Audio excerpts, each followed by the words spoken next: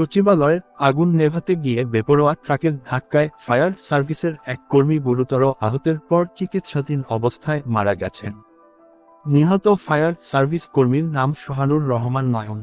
Fire সার্ভিসের পদস্থ কর্মকর্তা ঘটনাস্থলে সংবাদ সম্মেলন করে বিষয়টি নিশ্চিত করেছেন। বুধবার রাত 3:15টার দিকে সচিবালয়ের সামনের রাস্তায় এই দুর্ঘটনা ঘটে। তার বাড়ি রংপুরের মিঠাপুকুরে। তিনি তেজগাঁও ফায়ার স্টেশনের বিশেষ টিমের সদস্য ছিলেন। ফায়ার সার্ভিসের ওই কর্মী তখন আগুন নেভানোর পানির পাইপ স্থাপন করছিলেন। হঠাৎ বেপরোয়া গতির একটি ট্রাক তাকে ধাক্কা দিয়ে চলে যায়। এ সময় সঙ্গে সঙ্গে তিনি মাটিতে লুটিয়ে পড়লে দ্রুত তাকে ফায়ার সার্ভিসের অ্যাম্বুলেন্সে করে ঢাকা মেডিকেল কলেজ হাসপাতালে নেওয়া হয়। সেখানে চিকিৎসাধীন অবস্থায় তিনি মারা যান। বিস্তারিত দেখুন ভিডিওতে। এদিকে সচিবালয়ে আগুন নেভাতে গিয়ে কাভার্ড ভ্যান চাপায় আহত হন ফায়ার সার্ভিসের এক কর্মী। প্রাথমিকভাবে জানা যায়নি সচিবালয়ের 7 নম্বর ভবনে আগুন লাগার কারণ।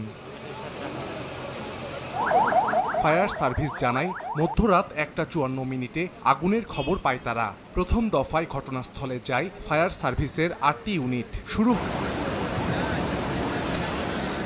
দাও দাও করে জ্বলছে আগুন, ধোঁয়ায় ঢেকে গেছে পুরো এলাকা।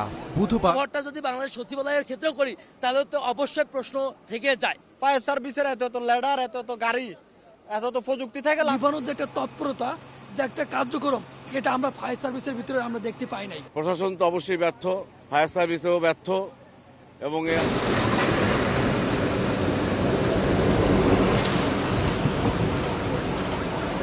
অবশ্যই গভীর ষড়যন্ত্র কাজ করছে।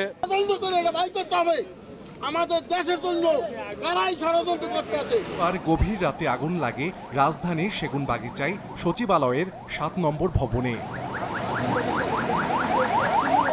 হয় আগুন নেভানোর কাজ, তবে আগুনের তীব্রতা বাড়তে থাকায় আরো 10টি ইউনিট যোগ দেয় আগুন নিয়ন্ত্রণে।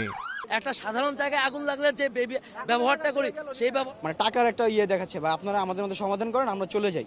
মানে ওনাদের ড্রাইভার তারপরে বলতেছে ভাই আমাদের ওখানে নিয়ে আমার মেরে ফেলবে, ভাই বের হয়ে যাবে। তো আমরা বলছি না, তুমি ওইখানে যাবা। ওরে বাইকের উপরে উঠে নিয়ে চলে আসে। পুলিশ, বিজিবি ও আর্মড পুলিশ ব্যাটালিয়নের সদস্যরা। যে ভবনে আগুন লেগেছে সেখানে চলে 7টি মন্ত্রণালয়ের কার্যক্রম।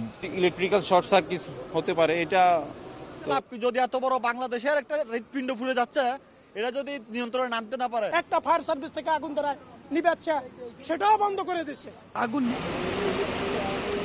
আগুন ছড়িয়ে পড়তে থাকে 7 নম্বর ভবনের আশেপাশেও। ফায়ার সার্ভিসের 18টি ইউনিটের সঙ্গে আগুন নিয়ন্ত্রণে কাজ শুরু করে সেনাবাহিনী, পুলিশ। সচিবালয়ের দক্ষিণ দিকের 1 নম্বর ফটকের সামনের রাস্তায় কাভার্ড ভ্যানটি তাকে চাপা দেয়। তার অবস্থা আশঙ্কাজনক। পিছন দিক পর ইচ্ছাকৃতভাবে ওনাকে মেরে চলে গেছে। সেখান থেকে আমরা তাকে আটক করছি, তার গাড়ির কাগজ আর তাকে সাথে করে নিয়ে আসছি। বলতেছে যে আপনারা